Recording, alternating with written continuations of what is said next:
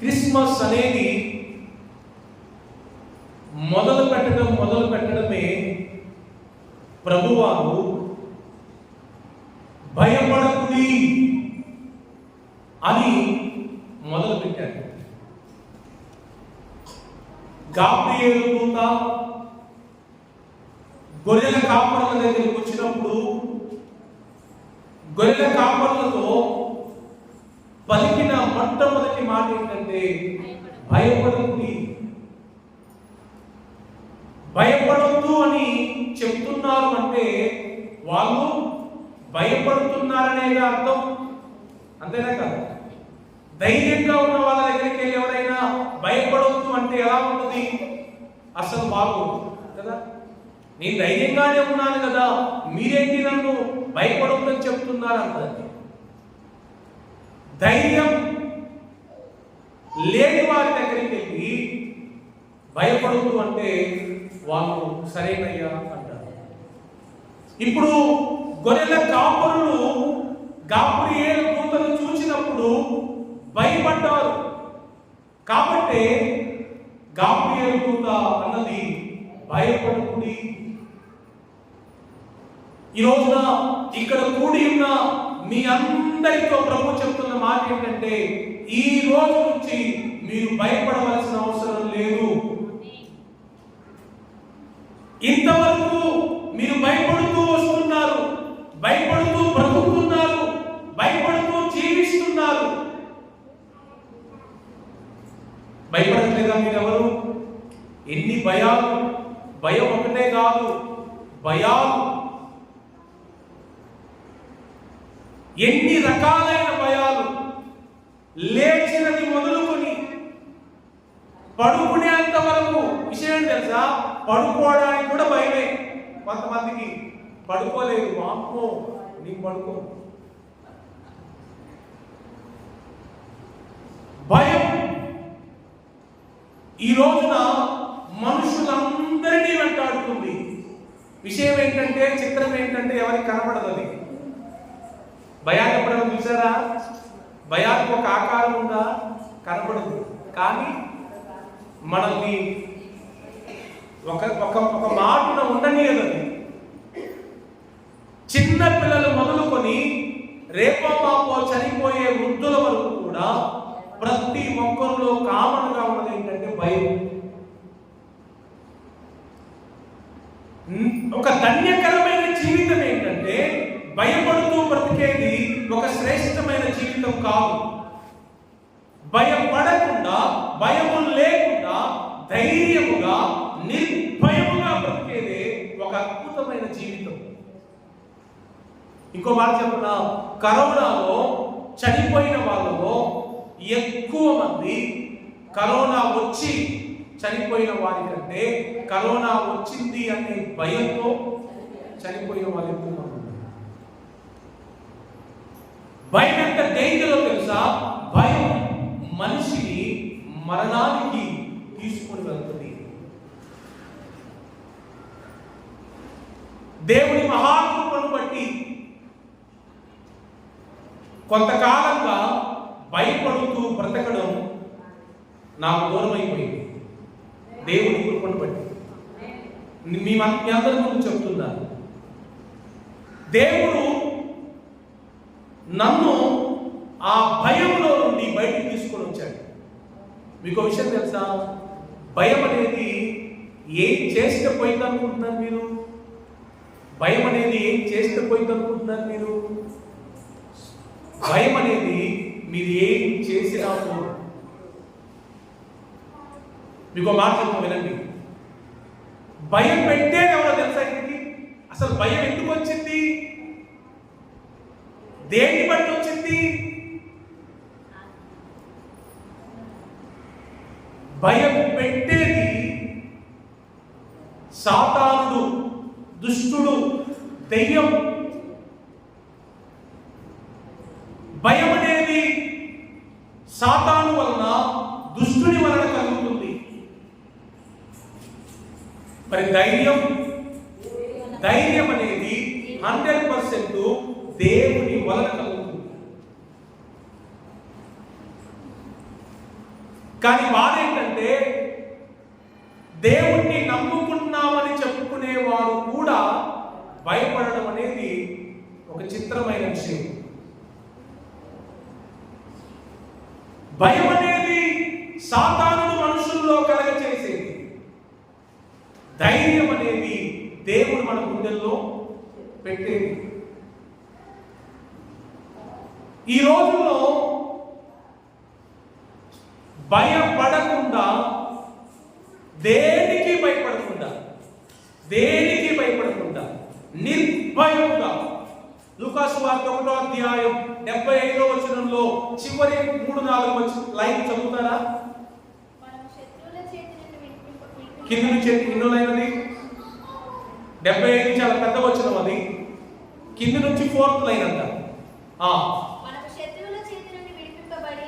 మనము శత్రువుల చేతి నుండి విడిపింపబడి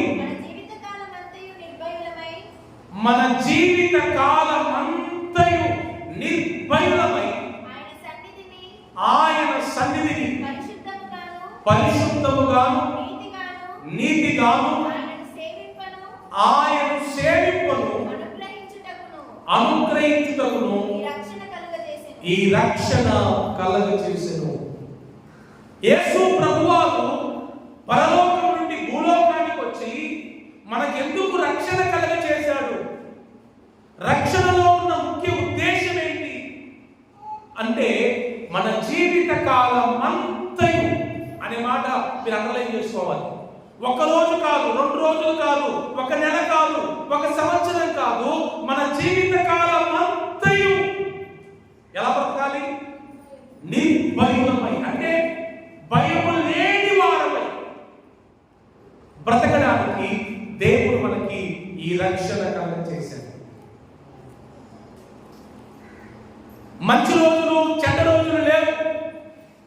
మంచి గడియలు చెడ్డ గడియలు, దానికి ఏం భయం లేదు. రక్షణ పొందిన వ్యక్తి మంగళవారానికి భయపడ్డు, శనివారానికి భయపడ్డు, మంచి గడియకు భయపడ్డు, చెడు గడియకు కూడా భయపడ్డు,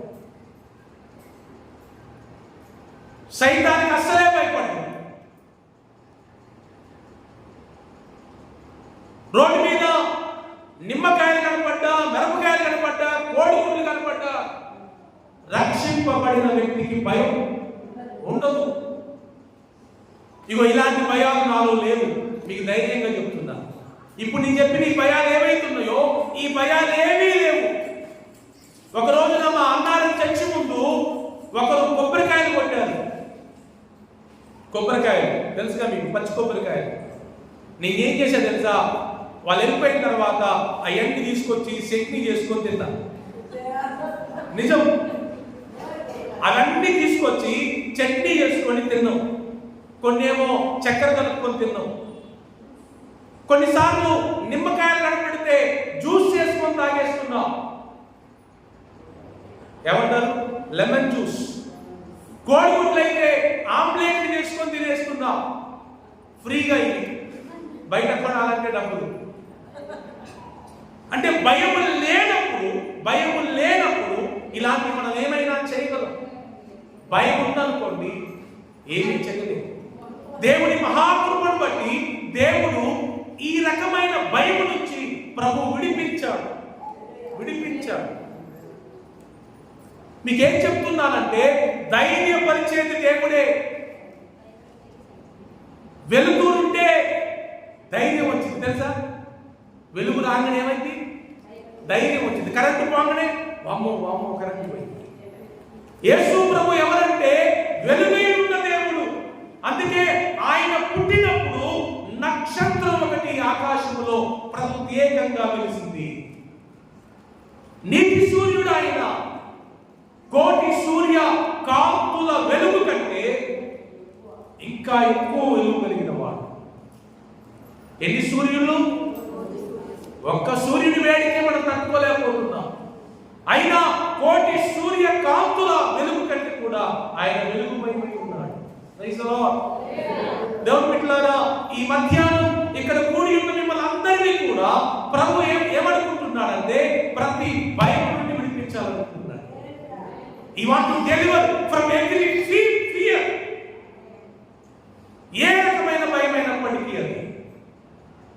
ఎంతకాలం భయపడుతూ బ్రతుకుతాం? ఎంతకాలం సార్? మనం బతికేదే ఎంతకాలమో తెలియదు. ఈ బతికినంత కాలం భయపడుతూ భయపడుతూ భయపడుతూ బతికితే అది బతికేనా? మీకు మాట తెలుసా? ఇంతకు భయం అనేది మనిషిలో ఎందుకు ఉంటుందంటే, ఆది కాండంలో మనం చూస్తే ఆదాము అవ్వలోకి భయం ఎప్పుడొచ్చింది? ఎప్పుడైతే పాపము చేశారో, ఎప్పుడైతే దేవుని మాటను అతిక్రమించారో, అప్పుడు వారి జీవితంలోకి భయం ప్రవేశించింది. అప్పటి వరకు ఏ సింహానికి భయపడని ఆదాము, ఏ పులికి భయపడని ఆదాము, దేనికి భయపడని ఆదాము అవ్వలు ఆ రోజు నుంచి భయపడటం మొదలు పెట్టారు. అందుకే దేవుడు అన్నా కూడా భయం వచ్చేసింది. ఇప్పుడు తెలుసా, దేవుడు అంటే కొంతమంది కాలు చేతులు వణికిపోతాయి. వామ్మో వామ్మో. పరిశుద్ధ గ్రంథంలో బైబిల్లో ఉన్న దేవుడు ఏమంటున్నాడు తెలుసా? మీరు నా సహోదరులు అంటున్నాడు. మనమందరం దేవునికి ఎవరమంటా? సహోదరీలము, సహోదరులు. నేను మిమ్మల్ని సహోదరులు అనడానికి నేనేమాత్రము సిగ్గుపడను అంటున్నాడు. తర్వాత మీరు నా కుమారులు అన్నాడు ఆయన. మీరు నా కుమార్తెలు అన్నాడు.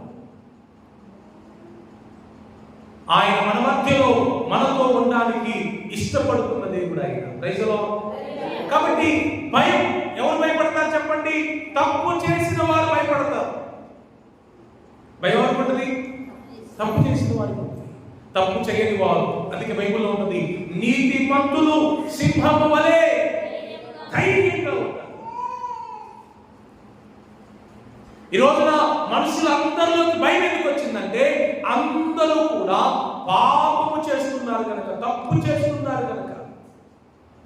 చూపులతో, క్రియలతో, మాటలతో, ప్రవర్తనతో. ఇంకో విషయం ఏంటంటే, పాపం చేయకుండా ఉండలేకపోతున్నారు. అందుకే భయం భయం భయం భయం. మీకు గుడ్ న్యూస్ ఈ రోజున, మీకు శుభవార్త ఏంటంటే, మీ శరీరంలో ఉన్న పాపపు స్వభావాన్ని వేళ్లతో సహా యేసు ప్రభు పీకి పడేస్తాడు. This is true. నా జీవితంలో అది జరిగింది కనుక మీకు చెప్తున్నాను.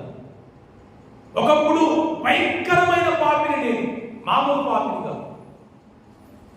అటువంటి పాపపు స్వభావం, మానవుడు ఎందుకు పాపం చేస్తాడో తెలుసా? ఆదాము నుంచి వచ్చిన స్వభావం అది.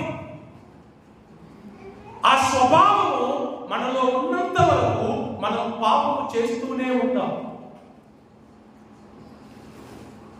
పాపం చేస్తున్నాడు కాబట్టి పాపి కాదు, పాపి కాబట్టి పాపం చేస్తున్నాడు. మీకు అర్థమైంది? అయ్యా ఎందుకు పాపం చేస్తున్నామంటే, ఒక పాపి ఎప్పుడు పాపం అవుతాడు?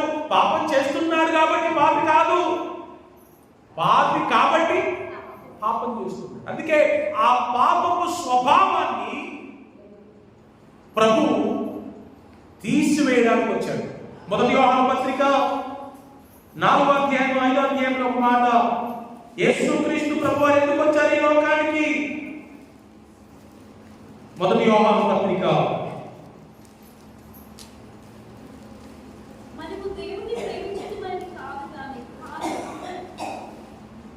3వ అధ్యాయం 5వ వచనం, పాపములను తీసివేయుటకై ఆయన ప్రత్యక్షమాయనని మీకు తెలియను. తెలుసా మీకు? యేసు ప్రభు ఎందుకు వచ్చారు? క్రిస్మస్ అంటే అర్థం ఏంటి? క్రీస్తుగా ఈ లోకంలో ఎందుకు జన్మించాల్సి వచ్చింది ఆయన? చాలా స్పష్టంగా ఇక్కడ ఉంది, పాపములను తీసివేయుటకై ఆయన ప్రత్యక్షమాయను. మీకు ఇష్టమేనా? మీ అందరికి ఇష్టమేనా? మీలో ఉన్న ఆ పాపాలను, ఆ పాపపు స్వభావాన్ని దేవుడు తీసివేస్తాడంట. మీకు ఇష్టమేనా? అబ్బో వద్దంటారా? ప్రభువా తీసేయమంటారా? నిజంగా మీరు ఇష్టపడితే, నాకు ఈ పాప జీవితం వద్దు, ఈ పాపపు క్రియలు వద్దు, ఈ స్వభావం నాలో నుంచి పోవాలి అని కనుక మీరు ఇష్టపడితే మనం ప్రార్థన చేయబోతున్నాం మరికొన్ని నిమిషాల్లో. అప్పుడు మీరు మనస్ఫూర్తిగా కనుక ప్రభువా ఈ నా పాపాలను, పాపపు స్వభావాన్ని నువ్వు తీసివేయడానికి వచ్చావు కదా, తీసివేయి ప్రభువా అని మనస్ఫూర్తిగా మీరు ప్రార్థన చేస్తే దేవుడు మీకు ఖచ్చితంగా సహాయం చేస్తాడు. నేను అలా ప్రభు సహాయాన్ని పొందుకున్న వాడిని కనుక ఈ రోజు మీకు ధైర్యంగా చెప్తున్నాను. మాయ మాటలు కావివి, మ్యాజిక్లు జిమిక్లు కావివి. ఏదైతే నేను అనుభవిస్తున్నానో పరిశుద్ధమైన జీవితాన్ని, భయము లేని జీవితాన్ని, అది మీకు నేను తెలియజేయడానికి మీ ముందు నేను నిలబడి ఉన్నాను. ప్రైజ్ ది లార్డ్, హల్లెలూయా. కాబట్టి భయం అనేది పాపము ద్వారా అది ఎంటర్ అయింది, పాపము ద్వారా అది ప్రవేశించింది. అందుకే ప్రభు మూలాన్ని తీసివేయడానికి లోకానికి వచ్చాడు. పాపానికి ఇప్పుడు దేనికైనా మూలం ఉంటుందా లేదా? వేరు, కాజ్, రూట్ కాజ్ అంటారు కదా, దానిని ప్రభు తీసివేయడానికి ఈ లోకానికి వచ్చాడు. దేవునికి స్తోత్రం. ఊరకనే రాలేదండి, ఊరకనే యేసు ప్రభు వారు రాలేదు. సరదాగా పరలోకం నుంచి భూలోకానికి ఒక ట్రిప్ వేసుకొని పోదాం వచ్చారా? సరదాగా ఒక ట్రిప్ వేసుకొని పోదాం, ఏదో అటు ఏమంటారు, ఏ ట్రిప్, పిల్లలు అంటారు పిక్నిక్ ట్రిప్ లాగా, పిక్నిక్ ట్రిప్ లాగా యేసు ప్రభు వారు పరలోకం నుంచి భూలోకానికి ఒక ట్రిప్ వేసుకొని పోదామని రాలేదు ఆయన. మానవులు పాపముల చేత బంధింపబడి పాప భూమిలో కూరుకొని పోయి పాపం వలన వచ్చిన భయాన్ని, పాపం వలన వచ్చిన మరణాన్ని అనుభవిస్తున్నారని వాటి నుండి విడిపించడానికి యేసుక్రీస్తు ప్రభువారు ఈ లోకానికి వచ్చారు. దేవునికి స్తోత్రం, హల్లెలూయా. బైబిల్ గ్రంథంలో రోగాల చేత బాధపడిన వారు చాలా మంది ఉన్నారు. యెషయా గ్రంథములో ఒక రెండు ప్రాముఖ్యమైన విషయాలు ప్రభు చెప్తారు. మన వ్యాధులను, మన వ్యసనములను ఆయన ఏం చేశాడంట? చదవండి అన్నమాట. యెషయా గ్రంథం 53, యెషయా గ్రంథం, రిఫరెన్స్ ప్లీజ్, 53వ అధ్యాయము 4వ వచనం చూడండి అందరూ. నిశ్చయముగా అంటే ఇక కన్ఫర్మ్ అన్నమాట, దీంట్లో తిరుగులేదు. ఇంకా నిశ్చయముగా ఆయన మన రోగములను భరించెను. చాలు, వ్యసనములను వహించెను. ప్రపంచాన్ని తలకిందులు చేస్తున్న ఈ రెండు విషయాలు, నేటి ప్రపంచములో ప్రమాదకరంగా ఉన్న ఈ రెండే విషయాలు ఏంటవి? నెంబర్ 1 వ్యాధులు, నెంబర్ 2 వ్యసనాలు. అవునా కాదా? ప్రతి కుటుంబంలో ఈ రెండు ఉంటాయి, కనీసం ఒకటైనా ఉంటుంది. అవి ఇక్కడే ఉన్నారా? నేను చెప్పేది నిజమేనా?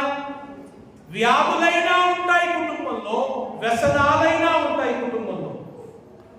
ఇంకా చెప్పనా, ఒక మనిషికి వ్యాధైనా ఉంటుంది, వ్యసనమైనా ఉంటుంది. ఈ రెండు లేకుండా ఉన్న వాళ్ళు ఇట్స్ వెరీ రేర్ అంటే రేర్ అన్నమాట. వ్యాధులు లెక్కపెట్టవచ్చు. ప్రపంచాన్ని ఈ రోజున అతలాకుతలం చేస్తున్నవి రెండే. అయితే మొదటి దానికంటే రెండవది చాలా డేంజర్. వ్యాధికైనా మందు ఉందేమో, వ్యాధికైనా ఇంకేమైనా మెడిసిన్ ఉందేమో, కానీ వ్యసనం ఇట్స్ టూ డేంజర్.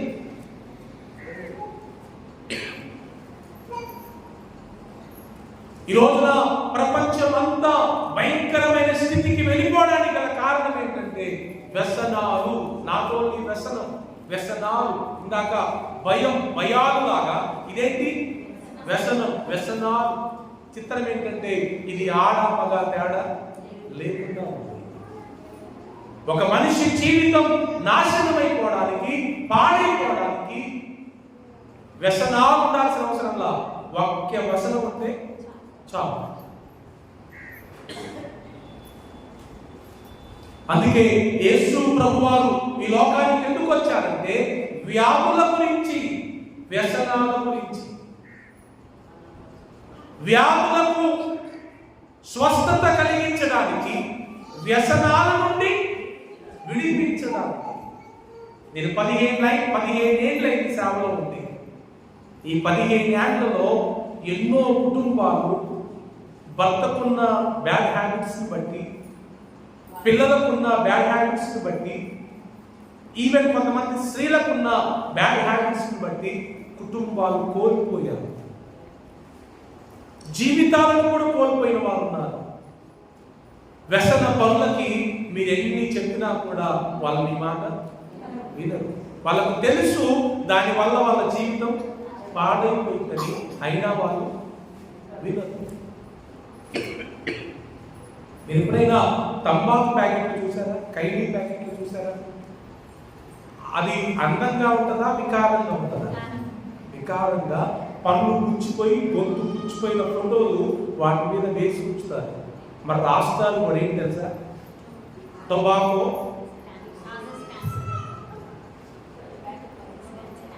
ఆరోగ్యానికి హానికరం అని తెలుగులో రాస్తారు, ఇంగ్లీష్లో రాస్తారు, హిందీ వాళ్ళకి హిందీలో కూడా ఉంటుంది. అయినా వాళ్ళు అది డబ్బులు పెట్టి కొనుక్కొని మరీ తిని చచ్చిపోతున్నారు. అంటే వాళ్ళ మరణాన్ని వాళ్ళే తెచ్చుకొని చచ్చిపోతున్నారు.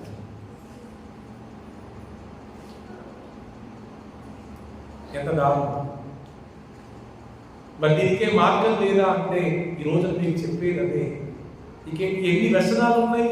పెద్ద లిస్టే ఉంది వ్యసనాలు. వ్యాధులు ఎంతైతే లిస్టు పెరిగిపోయిందో వ్యసనాలు కూడా లిస్టు పెరిగిపోయింది. ఈ లిస్టు పెరిగింది, ఈ లిస్టు పెరిగింది. అందుకే జనాభా మొత్తం తగ్గిపోతుంది.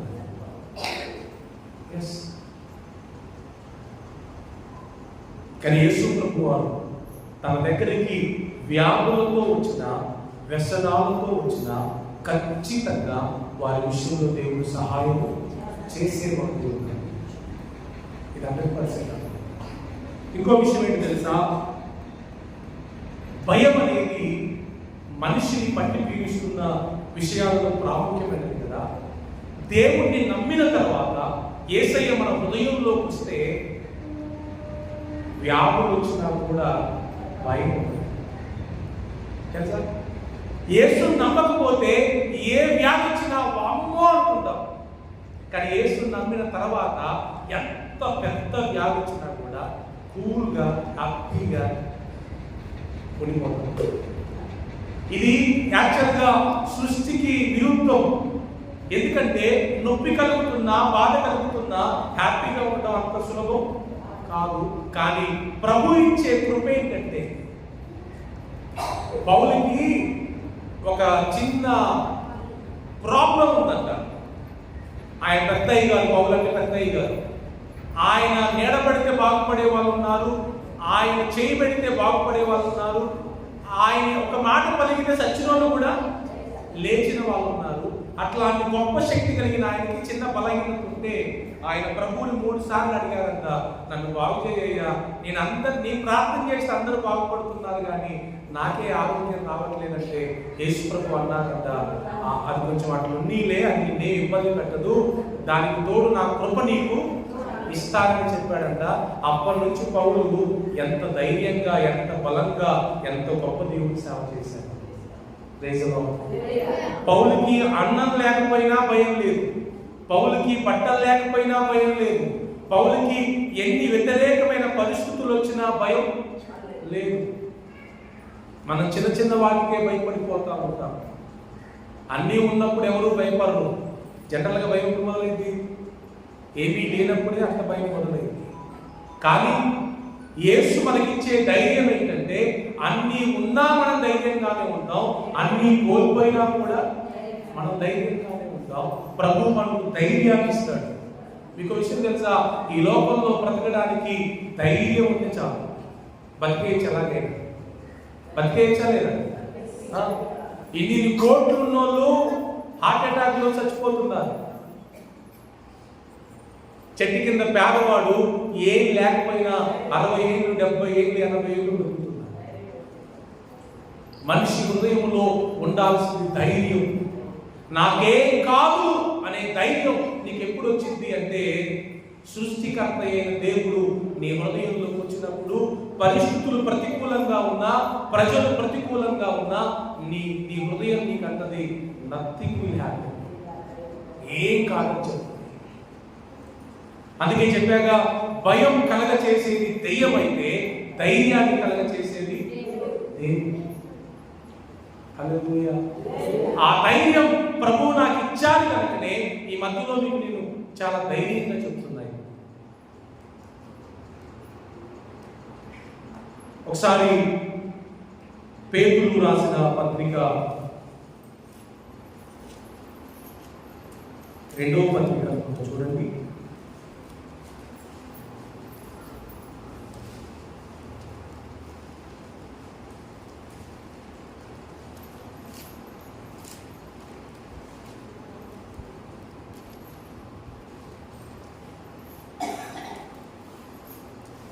యోహాను పత్రిక 1వ అధ్యాయం.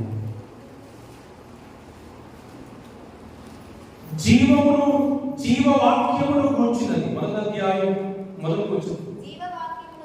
జీవవాక్యమును గూర్చినది. ఆది నుండి ఏది ఉండెనో, ఇది చాలా ఇంపార్టెంట్. మేము ఏది వింటిమో, కన్నులారా ఏది చూచితిమో, ఏది నిదానించి కనుగొంటిమో,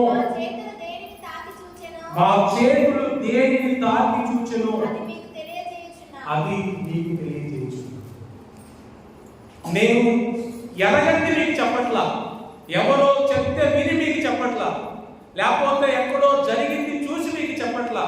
నా జీవితంలో నేనేం అనుభవిస్తున్నానో యేసు ప్రభువు ద్వారా అదే మీకు చెప్తున్నాను. ఇప్పుడు విని చెప్పిన దానికి, అనుభవించి చెప్పిన దానికి చాలా తేడా. నేను ఇప్పుడు ఏవైతే చెప్తున్నానో ఇట్స్ మై ఓన్ ఎక్స్పీరియన్స్. ఇప్పుడు నా జీవితంలో సహాయం చేసిన దేవుడు మీ జీవితంలో సహాయం ఎందుకు చేయడు? యేసు ప్రభువు పక్షపాతి కాదు.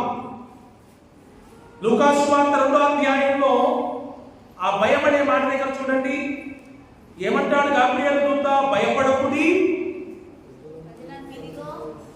ఇదిగో ప్రజలందరికీ కలగబోవు మహా సంతోషకరమైన సువర్తమానం. రైట్. సంతోషం అందరికా కొందరికా? అందరికా. గాలి అందరికా కొందరికా? సూర్యుడు అందరికా కొందరికా? వర్షం అందరికా కొందరికా? దేవునికి సంబంధించింది ఏదైనా ఇట్ ఈస్ ఫర్ ఆల్, అందరికీ. ఇప్పుడు ప్రభు ఏమంటున్నాడంటే సంతోషం కాదు, ఏంటది? మహా సంతోషం. సంతోషానికి మహా సంతోషానికి తేడా ఉంది. సంతోషానికి సంపూర్ణ సంతోషానికి తేడా ఉంది. సంతోషం అంటే ఏంటి తెలుసా? మీకు 1000 రూపాయలు దారి మీద వెళ్తా ఉంటే దొరికినాయి అనుకోండి, అదేంటి? సంతోషం. పోయినాయి అనుకోండి, దానికంటే రెట్టింపు బాగుంటుంది. చిత్రమైన మాట చెప్పనా? అవి మీ కావు, దొరికినాయి మీకు. దొరికినప్పుడేమో ఫుల్ హ్యాపీగా ఉంటారు, పోయినప్పుడు కూడా ఎట్లా ఉండాలి? జనరల్గా అయితే నాయి కావుగా, పోతే పోయి అనుకోవాలా? మీరు నిద్రే పడ్డది మీకు. అసలు ఏదో మీరు కష్టపడి సంపాదించిన 1000 రూపాయలు అన్నట్టు దానికోసం అవసరమైతే తిండి కూడా తెలుసా? మానవుని మైండ్ సెట్ అంతా మారిపోతుంది సార్. నీది కానప్పుడు ఏం చేయాలి? సింపుల్గా దొరికినా సరే, దొరికింది కాబట్టి హ్యాపీ ఫీల్ అనుకో, పోయినప్పుడు ఏమాలి? ఆ పోతే కొన్ని నాది కాదు. ఇది లోక సంబంధమైన సంతోషం. కానీ దేవుడి దగ్గర నుంచి సంతోషం ఏంటి తెలుసా? ఒక్క రూపాయి నీ దగ్గర లేకపోయినా కూడా నీ హృదయంలో ఆనందం ఎప్పుడు అలానే ఉంటుంది. దాన్ని ఎప్పుడు తీయలేదు. దేవుడిచ్చే ఆనందం అది. హల్లెలూయా. డబ్బిచ్చే ఆనందం, బంగారం ఇచ్చే ఆనందం, తిండిచ్చే ఆనందం అది ఉన్నప్పుడే ఉంటుంది. కానీ దేవుడిచ్చే ఆనందం పరిపూర్ణమైన ఆనందం, పరిపూర్ణమైన సంతోషం దేవుడు ఉన్నంత కాలం ఉంటుంది. మీకు విషయం తెలుసా? దేవుడు ఎప్పటికీ ఉంటాడు. ఈ డబ్బు బంగారం ఇదంతా వచ్చిపోయేదే, చుట్టాలు లాంటివి. ఈవెన్ రోగాలైనా కూడా ఏంటి? రోగాలు కూడా చుట్టాలు లాంటివే, వచ్చిపోతాయి, ఎప్పటికీ ఉండవు. కొంచెం లేట్ అయినా వెళ్ళిపోవాల్సిందే. కానీ దేవుడు అనబడేవాడు నిత్య జీవము కలిగిన వాడు. మీకు మాట చెప్పాలి, జీవము, నిత్య జీవం. మనం జీవించేది మామూలు జీవితం, కానీ దేవుడు జీవించేది నిత్య జీవం, శాశ్వతమైన జీవం. ఆది అంతం ఉండదు ఇక దేవుడికి. యేసు ప్రభువారు మనందరికీ నిత్య జీవాన్ని ఇవ్వడానికి వచ్చాడు. ఏ జీవం? ఈ జీవం నిత్య జీవంగా మార్చడానికి ప్రభు ఈ లోకానికి వచ్చాడు. నిత్య జీవం అనేది మనకు కూడా ఉన్నది. ఈ లోకంలో ఈ జీవితం ఎప్పుడైనా ముగించాల్సిందే. మనం ఈ జీవితం తర్వాత ఉన్నదే అసలైన నిత్య జీవం. దాన్ని సంపాదించుకోవాలంటే అది ఎక్కడ దొరుకుతుంది? మీకు ఆయన దగ్గర మాత్రమే దొరుకుతుంది, ప్రభు దగ్గర మాత్రమే దొరుకుతుంది. యేసు ప్రభువు ఉన్న పేరు ఏంటంటే ఆదియు అంతము లేనివాడు ఆయన, ఎటర్నల్ గాడ్, నిత్య జీవము కలిగిన వాడు. కాబట్టి ఈ మధ్యాహ్న కాల సమయంలో ఇంకొక 15 minutes ఉంది. హాఫ్ అన్ అవర్ అయిపోయింది. Just we have 15 minutes. కొంచెం శ్రద్ధగా మీరు మనసు పెట్టి వింటే కనుక మీరు చాలా దీవించబడతారు, చాలా ఆశీర్వదింపబడతారు. Praise the lord.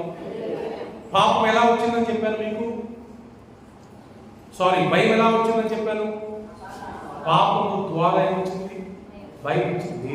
ఇప్పుడు పాపం పోయిందనుకోండి, భయం కూడా పోయిందా? పోదా? ఖచ్చితంగా.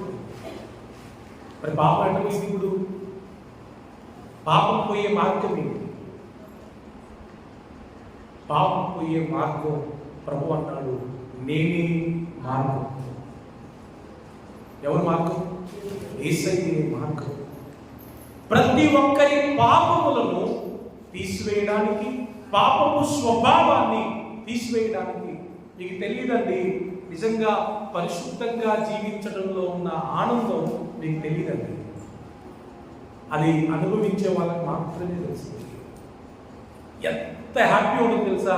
ఈ లోకంలో ఏది ఇవ్వలేనంత ఆనందం పరిశుద్ధ జీవితం ఇస్తుంది, నీతిగా బ్రతికే జీవితం ఇస్తుంది, యథార్థంగా బ్రతికే జీవితం ఇస్తుంది. అందుకే భక్తుడు సింహంతో పోల్చాడు. నీతిమంతుడు ధైర్యం వల్ల, సింహం వలె ధైర్యం.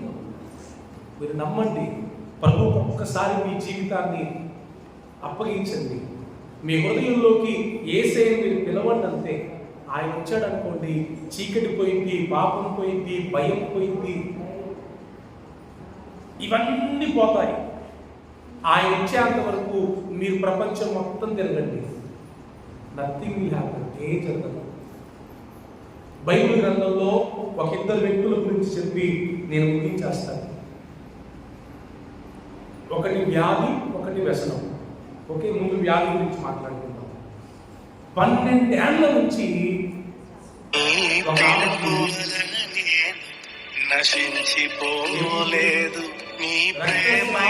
అనే వ్యాధి ఉంది. 12 ఏళ్ల నుంచి ఒక ఆమెకి రక్తస్రావం అనే వ్యాధి ఉంది. మీకు విషయం తెలుసా?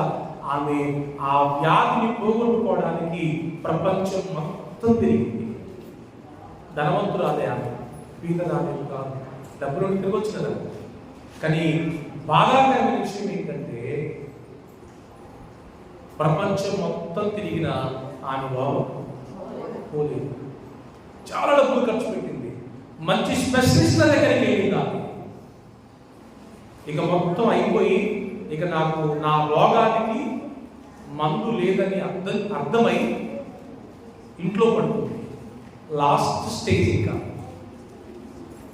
మనిషి బ్రతికేదే దేనివల్ల? రక్తమే కదా. ప్రాణం ఎక్కడ ఉంటుంది? రక్తంలో ఉంటుంది. రక్తం పోతే ఆటోమేటిక్గా ప్రాణం పోయింది. ఆమె 12 ఏళ్ల నుంచి రక్తం పోతా ఉంది. Last stage. అన్ని సుఖసాధారించుకుంది, కానీ ఆప్షన్ లేదు. ఇక చనిపోయే స్థితి.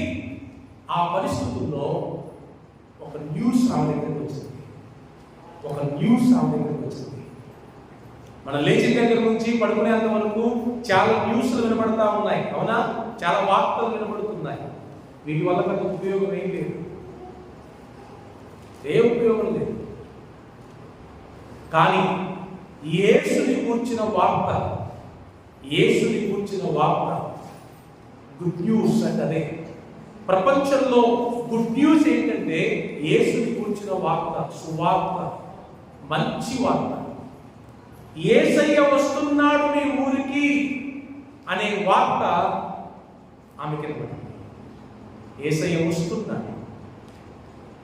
వస్తున్నాడు అనే వార్త ఆమెకి ఎప్పుడైతే వినపడిందో, మీరు నమ్మండి, ఆమె ప్రాణం తెప్పరింది. అమ్మయ్యా, ఇక నేను బతికేస్తాలే అనుకుంది ఆ వార్త వినండి. ఆమెకి ఎక్కలేని ధైర్యం వచ్చింది. యేసుని గూర్చిని విని ఎక్కలేని ధైర్యం తెచ్చుకొని ఆమె ఒకటి నిర్ణయించుకుంది, తెలుసా? నేను కనుక యేసు దగ్గరికి వెళ్తే, ఆయన వస్త్రాన్ని పుడితే ఖచ్చితంగా బాగుపడతానని ఆమె గొప్ప ధైర్యం కలిగింది. వెంటనే ఓపిక తెచ్చుకొని ధైర్యాన్ని బట్టి లేచి యేసు దగ్గరికి వెళ్ళి ఆయన వస్త్రాన్ని ముట్టింది. 12 ఏళ్ల నుంచి 1,00,000 రకాల మందులు, 1,00,00,000 రకాల మందులు వాడిన తక్కని ఆమె వ్యాధి యేసు దగ్గరికి వెళ్ళి ఆయన వస్త్రాన్ని ముట్టగానే వెంటనే ఆమె రక్తధార కట్టింది, ఆగిపోయింది అని బైబిల్లో స్పష్టంగా ఉంది. మందు లేని రోగం యేసు ప్రభు దగ్గరికి వచ్చిన వెంటనే అద్భుతం అని చూసారా? అద్భుతం అంటే అదేమని, ఆయనకున్న పేరేంటి? అద్భుత కరుడు, ఆశ్చర్య కరుడు. సేమ్ మా అమ్మ ప్రాబ్లం కూడా అదే. మా అమ్మగారు ఉన్నారు ఇక్కడ. మేము యేసు ప్రభువుని నమ్మడానికి రీజన్ అదే. నేను చిన్నగా ఉన్నప్పుడు, ఒక 7 లేకపోతే 8 ఇయర్స్ ఏజ్లో ఉన్నప్పుడు మా అమ్మగారు చాలా కాలం ఈ వ్యాధితో మాట్లాడారు. వాళ్ళకున్న స్తోమతను బట్టి చాలా తిరిగారు, కానీ ఏం నయం అవ్వలేదు. లాస్ట్ స్టేజ్లో మంచం మీద ఉన్నప్పుడు మాకు కూడా యేసు గురించి మాకు ఒక వార్త వచ్చింది. యేసయ్య ఉన్నాడంట. ఒక 30 ఇయర్స్ బ్యాక్ అంటే యేసు ప్రభు ఎవరికి తెలియదు ఆ రోజు. ఆ వార్త మా అమ్మ చెవున పడగానే ఆమెలో విశ్వాసం కలిగింది. ఇక్కడే తర్వాత కలవండి మా అమ్మ ఒకసారి నిలబడం. ఆమె మా అమ్మ కూర్చొని తర్వాత కలవండి, ఎవరైనా డౌట్ ఉంది. చిన్న ప్రార్థన అంతే, చేయడానికి చిన్న ప్రార్థన. ఒక ముసలం వచ్చి మా అమ్మ దగ్గరకు వచ్చి ఒక చిన్న ప్రార్థన చేసిందంతే. ఆ రాత్రి దేవుడు అద్భుతం చేశాడు. మా అమ్మకి భద్రాచలం అంటే బాగా ఇష్టం, ఊకక్కడికి వెళ్ళేది. ఆమె ఆరాధ్య దైవం అని. అందుకే నా పేరు రామకృష్ణ, మా తమ్ముడి పేరు రామాంజనేయులు. దేవుడు అద్భుతంగా ఆ రాత్రి అమ్మను ముట్టాడు. ఇప్పటికీ ఆరోగ్యంగా ఉంది, ఆనందంగా ఉంది. ఆ సమస్యకి ఎప్పటికీ రిపీట్ అవల 30 ఇయర్స్. దేవుడు అద్భుతంగా ఉండండి, ఆశ్చర్యకరుడు. మీరు ఒక్కసారి, ఇప్పుడు నేను చెప్పే మాట ఏంటంటే, ఒక్కసారి యేసుకి ఒక్క ఛాన్స్ ఇవ్వండి. ఇప్పుడు అంటారు, ఇప్పుడు ఏమంటారు, అంతకుముందు మాటలకు వచ్చిన వాళ్ళు ఒకసారి మా పార్టీకి ఛాన్స్ ఇచ్చి చూడండి, మా పార్టీకి ఛాన్స్ ఇచ్చి చూడండి అన్నట్టు. దేవుడి పక్షంగా నిలబడి నేను మీతో మాట్లాడేది ఏంటంటే, ఒక్కసారి యేసయ్య ఛాన్స్ ఇచ్చి చూడండి మీ హృదయంలో. ఇప్పటి వరకు ఎంతో మందికి ఛాన్స్ ఇచ్చారుగా, అయినా మీ సమస్యలు, మీ వ్యాధులు, మీ ఇబ్బందులు, మీ వ్యసనాలు అలానే ఉన్నాయిగా. ఒక్కసారి ఛాన్స్ ఉన్నది యేసయ్యకి. మీరు ఇస్తే కనుక ఖచ్చితంగా అద్భుతం జరుగుతుంది. దేవునికి మహిమ కలుగుతుందా? ఆమె వెళ్ళింది, యేసయ్యను చూసింది, తాకింది, ఆ అద్భుతం జరిగింది, ఆరోగ్యంగా ఉంది. నెంబర్ 2, రెండో వ్యక్తిని ముగించేస్తాను. ఇంక మనకు 5 నిమిషాలే ఉంది. Last 5 minutes. పిల్లలు డబ్బు అంటే ఇష్టపడి వాళ్ళు ఉంటారు. అమ్మ డబ్బు అంటే ఇష్టం లేని వాళ్ళు ఉన్నారు ఇక్కడ. మీకు డబ్బు ఎవరుకుందా? అందరికీ కావాలి. ఇమ్ము 1000 ఇచ్చినా ఇంకా ఇమ్ము, 1,00,000 ఇచ్చినా ఇంకా ఇమ్ము, 1,00,00,000 ఇచ్చినా ఇమ్ము. ఈ రోజున డబ్బు కోసం ఎన్ని గొడవలండి. డబ్బుల కోసం చిత్రం ఏంటి తెలుసా? 1,00,000 రూపాయల కోసం కొట్టుకునే వాళ్ళు ఉన్నారు, 10,000 కోసం కొట్టుకునే వాళ్ళు ఉన్నారు, 10 రూపాయల కోసం కొట్టుకునే వాళ్ళు ఉన్నారు. ఇంకా మీకు చెప్పిన 5 రూపాయల కోసం రూపాయలు కొట్టుకుంటారు. డబ్బు అంత పవర్ఫుల్గా ఇప్పుడు ప్రపంచాన్ని ఏలుబడి చేస్తా ఉంది. ఇంకా చెప్పిన డబ్బు అంటే మనకు ప్రేమే కాదు తెలుసా? డబ్బు అంటే మనకు పిచ్చి ప్రేమ. డబ్బు కోసం ఏదైనా చేస్తున్నాం, డబ్బు కోసం ఎక్కడికైనా వెళ్తున్నాం. 300 ఇస్తారంటే చాలా ఎక్కడికైనా వెళ్ళిపోతారు అంతే. ఇట్లనే ఒక ఆయన ఉన్నాడు, ఆయన పేరు జక్కయ్య. ఆయనేం పేదోడు కాదు, గవర్నమెంట్ ఉద్యోగం కూడా ఉంది ఆయనకి. గవర్నమెంట్ ఉద్యోగం ఉన్న వాళ్ళు చక్కగా హ్యాపీగా ఉండాలా లేదా? ఏడుంటారు మళ్ళీ బల్ల కింద. ఏది బల్ల కింద చేయి. ఇప్పుడు యాక్చువల్గా ఉద్యోగస్తులు ఇట్లా ఉండాలా, ఇచ్చే వాళ్ళ ఉండాలా? నాకు దేవుడు ఉద్యోగం ఇచ్చింది అబ్బాయి, లేని వాళ్ళు ఎవరు ఉంటే తీసుకోవాలి, ఇవ్వాలా? ఉద్యోగం ఉన్నోళ్ళు కూడా బల్ల కింద చేయి. ఎంత దరిద్రం! క్యారెక్టర్ని కోల్పోవట్ల, క్యారెక్టర్ లెస్ పీపుల్. జక్కయ్యకి ఉద్యోగం ఉంది, ట్యాక్స్ కలెక్టర్. కానీ అందరి దగ్గర ఎక్కువ ట్యాక్స్ వసూలు చేసేవాడు. వసూలు చేసి ధనవంతుడయ్యాడు తెలుసా మీకు? ఎక్కువ ధనవంతులు మీరు గుర్తుపెట్టుకోండి, ఎక్కువ ధనవంతులు, మ్యాక్సిమం ధనవంతులు కష్టపడి ధనవంతులు అయ్యేటోళ్ళు కాదా? అందరినీ కష్టం పెట్టి ధనవంతులు అవుతారు. అర్థమైందా? కష్టపడి ధనవంతులు అయ్యే వాళ్ళు చాలా తక్కువ అండి. అందరినీ కష్టం పెట్టి ధనవంతులు అయ్యే వాళ్ళు ఎక్కువ ఉన్నారు. ఆ ధనం ఉంటే ఎంత, లేకపోతే ఎంత. అందరి ముసుగు తగలదా? చాలా మంది అంటారా? అందరా తగులుద్దా? తగలదా? పింఛన్ ఇవ్వడానికి కూడా చూడండి, పింఛన్కి అప్లై చేసుకోవాలన్నా, పింఛన్ తీసుకోవాలన్నా, పింఛన్కి సంబంధించిన కథ జరిగేటప్పుడు ముసలోళ్ళ దగ్గర కూడా ఆ లేకనేగా వచ్చేది. ఈయన ధనవంతుడైపోయాడు, అందరినీ బాధ పెట్టి కష్టపెట్టి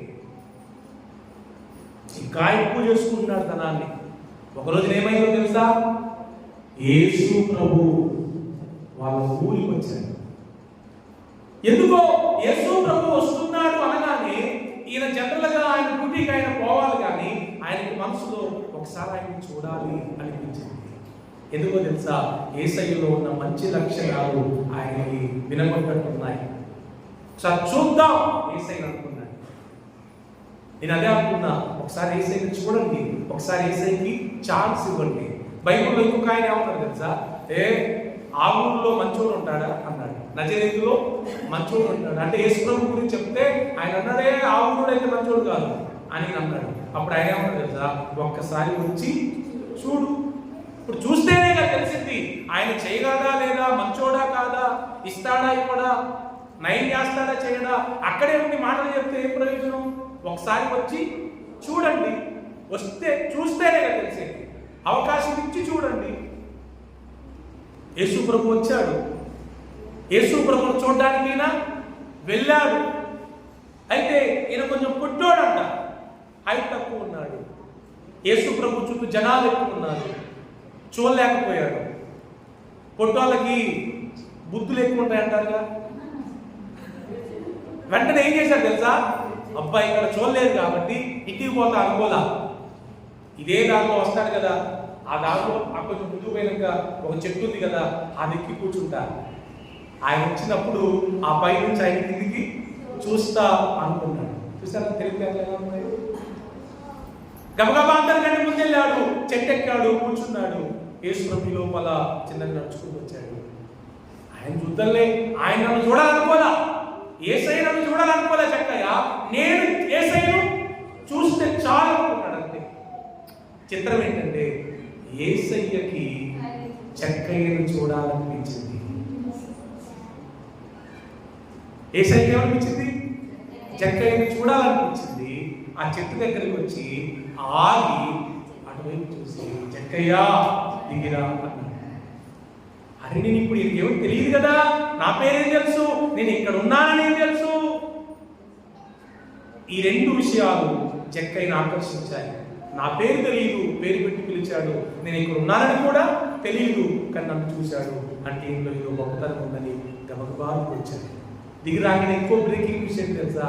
ఈరోజు నేను మీ ఇంట్లో ఉంటానయ్యా. ఏమన్నాడు? ఈరోజు మీ ఇంట్లో ఉంటానయ్యా. అమ్మ ఇంకెక్కడ ఆనందం. గబగబా పరిగెత్తుకుంటూ యేసు ప్రభువుని తీసుకెళ్ళాడు. తీసుకెళ్ళి కాళ్ళకి నేను ఇయ్యాలా లేదా? ఇయ్యట్లా. అయ్యా ఒక్కసారి ఆగు అని ఆగి, నేను ఎంతవరకు ఎవరెవరి దగ్గర న్యాయంగా తీసుకున్నానో వాళ్ళకి నేను 4 గంటలుగా ఇచ్చేస్తానయ్యా డబ్బులు. యేసయ్యా నేను అడిగానా నిన్ను? అట్లా చేయమని చెప్పానా నీకు? అయినా నువ్వు తీసుకున్నామని అన్నానా? లేదయ్యా, నాకెందుకో ఈ మాట నీకు చెప్పాలనిపిస్తా ఉంది. యేసయ్యా ఇగో నేను ఎవరి దగ్గర న్యాయంగా తీసుకున్నానో వాళ్ళకు 4 గంటలు ఇచ్చేస్తాను. ఇంకో మాట కూడా, యేసయ్యా నా ఆస్తిలో సగం పేదలకి ఇచ్చేస్తానయ్యా. యేసయ్య ఏమన్నాడా? యేసయ్యను కలిశాడంటే ఆ లోపల ఉన్న డబ్బు మీద ఉన్న పిచ్చి పూర్తిగా పోయి అంత పనిచేశాడు ఆయన. దేవుని స్తోత్రం. డబ్బు ఒక వ్యసనమే తెలుసా మీకు? డబ్బు పెద్ద వ్యసనం, ఒక వ్యసనం కాదు. ఇట్ ఈస్ ద బిగ్గెస్ట్, చాలా పెద్ద వ్యసనం అది. అంత పెద్ద వ్యసనాన్ని కూడా యేసు ప్రభు దగ్గరికి రాగానే మొత్తం మారిపోయింది. మీకు విషయం తెలుసా? యేసు ప్రభు మన మనస్సు ఇలా మార్చేస్తాడంటే మనకు తెలియదు, మారిందని కూడా తెలియదు, ఇలా మార్చేస్తాడంతే. ఒకప్పుడు నేను ఎవడన్నా నన్ను ఏమన్నంటే వాడొచ్చి క్షమించమని అడిగినా వాడు మాట్లాడిపోతున్నాను, క్షమించకపోయాడు. కానీ ఇప్పుడు వాడు నన్ను ఏమన్నా నేనే వాడి దగ్గరికి నన్నే క్షమించమని అడుగుతున్నాను. ఎందుకు? నా హృదయం మారింది. యేసయ్య నా హృదయాన్ని మార్చాడు. దేవుని బిడ్డలారా, మీకు విషయం తెలుసా? మన మనసు మారితే, మన వ్యసనాలు పోతే, మన బుద్ధి మారితే మనం ప్రశాంతంగా జీవించగలం. ఇప్పుడు నాకు ఎవరు శత్రువులు లేరు. ఒకప్పుడు అందరు శత్రువులే, ఇప్పుడు నాకు ఎవరు శత్రువులు లేరు. మీకు విషయం తెలుసా? శత్రువులు ఉంటే ప్రశాంతంగా బతకలేము. వాళ్ళని టార్గెట్ పెట్టి వాళ్ళని ఎట్ట చేయాలా, వాళ్ళని ఏం చేయాలా, ఇదే ఆలోచన మనకి. అదే శత్రువులు ఎవరు లేరనుకో, వీఆర్ వెరీ హ్యాపీ. నా టైం అయిపోయింది, ముగించేస్తున్నాను నేను. మీకు అర్థమైందా? మన భయం, మన పాపం, మన వ్యాధి, మన వ్యసనం, ఈ 4 తీసివేయడానికి యేసు ప్రభు వారు సిద్ధంగా ఉన్నారు. తీసివేయించుకోవడం మీకు ఇష్టమేనా? ఫ్రీ సర్జరీ ఇది. ఈ సర్జరీకి కాస్ట్ ఏం లేదు, ఫ్రీ ఆఫ్ కాస్ట్. మీరు ఒప్పుకుంటే చాలు, yes Lord, I am ready, నేను సిద్ధమే ప్రభువా అని కనుక మీరంటే ప్రభు ఖచ్చితంగా మీకు సహాయం చేస్తాను. హల్లెలూయా.